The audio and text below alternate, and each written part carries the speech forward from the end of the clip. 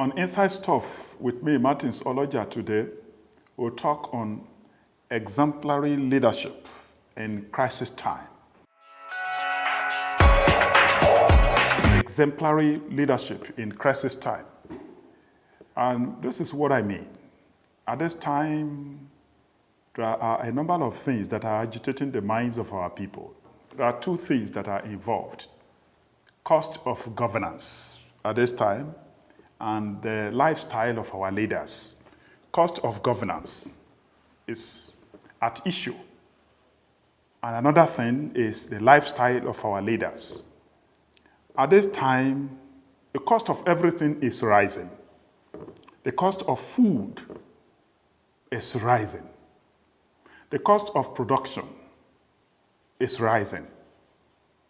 Expenditure is rising. Income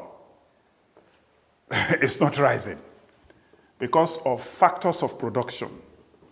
People who are producing, like Will in the newspaper, the cost of producing our newspaper is rising, and our income is depleting. Income is not rising the way expenditure is rising.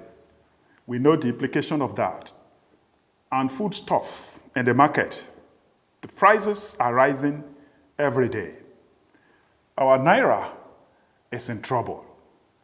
The value is depreciating against other currencies. We know what it means when it comes to importing raw materials, when it comes to flying, when it comes to doing so many things. So this is the reason we want to talk about this to people who run this country. We mean our leaders at all levels, not just the president. We are talking about the president, we are talking about the governors, we are talking about local government chairmen, we are talking about heads of agencies of government, ministries, departments, and agencies we call MDAs. We are talking about our leaders at all levels. We are talking about people who even manage corporations in the private sector. There is need to cut the cost of governance. What our people see affects them. What they see affects them. When we see our leaders in a large convoy of cars, all of the cars imported, we know that they are not cutting the cost of governance.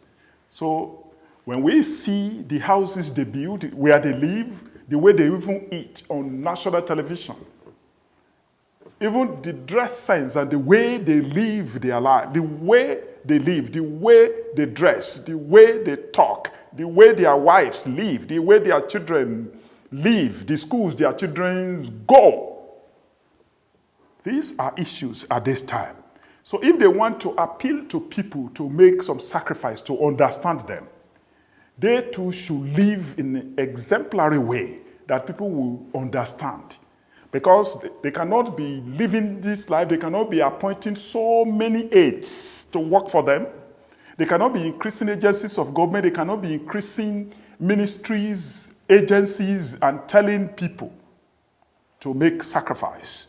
It doesn't work that way. So it is our responsibility now to tell them that they should look at their lifestyle at this time. They should also look at the cost of governance. They cannot be issuing white papers on Oronsaye panel's report without looking at the essentials of that white paper since 2011, 2013 to 2023. They cannot continue to spend anyhow. They cannot continue to buy anything anyhow. They cannot continue to import all sorts of big drinks like that. And they're telling us to make sacrifice.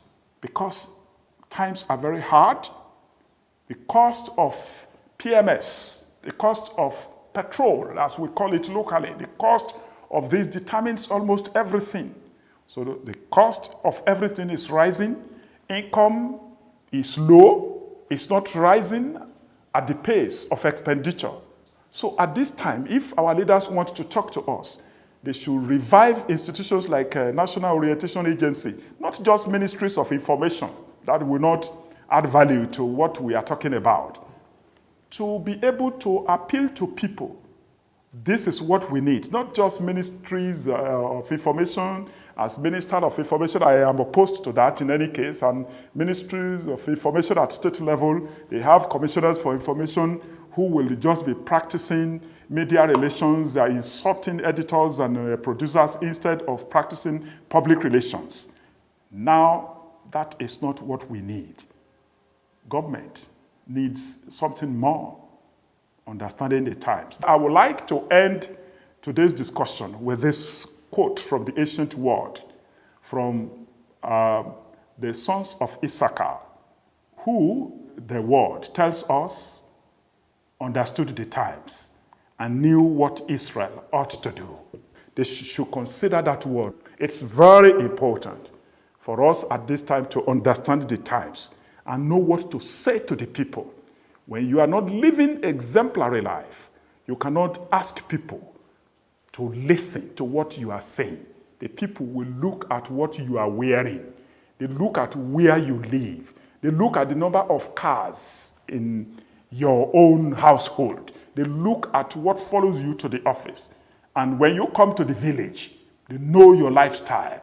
They know the petrol stations you have set up. They know your sprawling mansion and all sorts of things like that. That is the message for today.